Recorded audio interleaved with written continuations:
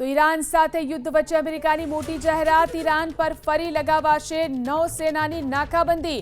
આજે રાત્રે 1:30 થી આ નાકાબંધી લાગશે।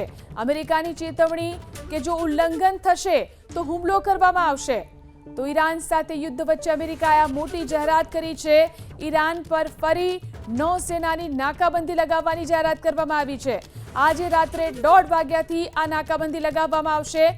અમેરિકાએ ચેતવણી આપી છે કે જો ઉલ્લંઘન કરશો તો હુમલો થશે।